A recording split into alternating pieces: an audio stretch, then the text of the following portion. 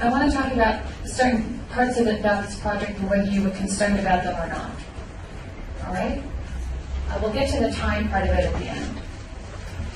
The first question I had was whether you were concerned that many of the people involved in this analysis were either international students or tourists from foreign countries. Did that concern you? Well, it did concern me, and trying to formulate a consistent protocol for evaluating everyone was potentially a challenge. It's extremely rare to have an opportunity to evaluate this number of individuals to begin with in a mass casualty incident. And secondly, the idea that we're dealing with a charter bus full of international students who are fresh from their home countries for the most part, and then people from various parts of the world on the Ride the Ducks was, again, a very daunting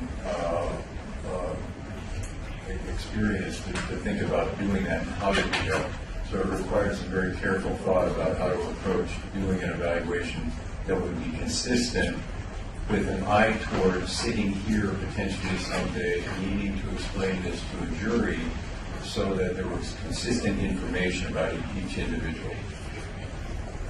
So the process, as I understand it, that you were going to be going through would be the interviews, which we haven't barely even touched the surface of, but just in general interviews, and then there was testing. Can you tell us what attempts you made to figure out which tests you should use, which assessment tools you should use, without telling me what they are? Okay. In other words, I don't want to hear the details of them right now. I just want to know, how did you decide what the protocol would be for this job? I looked at what was available given the multitude of countries that we were dealing with and realized that there were no tests in the English language that were perfect for covering all of these individuals. And that what I would need to rely on were the best instruments that I could gather together that were in the English language with the use of interpreters being able to help the individuals to fully understand what was being asked of them on the tests or in the individual interviews, and to pursue that course.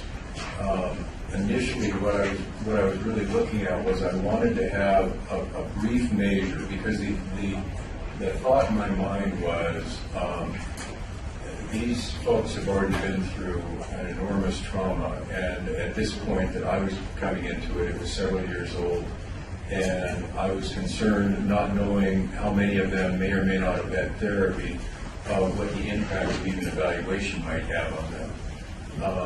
And so I wanted to keep the testing part of it as controlled as possible, as limited as possible, but there needed to be a number of areas that were covered. So I decided to include one very short intellectual test, testing verbal intelligence, just to get a good idea as to whether or not there was any gross deficits in their intelligence. And that test correlates well with the very extensive test that takes probably 10 times as long to administer, but it correlates well with that. So it would give me a good idea of whether or not I should even proceed with the evaluation.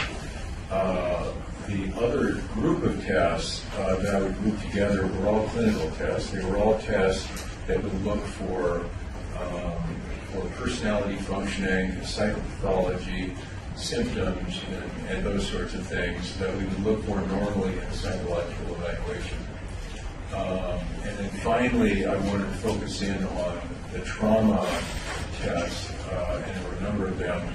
And I wanted to have several of them because I wanted to make sure that we had enough that if there were any that perhaps weren't fully understood or we had difficulty with, that there would be a good sample of what the individual's responses were to the symptoms that are characteristic of trauma. And so that was the collection of tests that I did. In your professional judgment, given your career in being both a treating and forensic psychologist, with the experiences that you've told us, were you satisfied that your testing protocol would capture what would be needed to properly assess these individuals for the purposes of this case? Yes.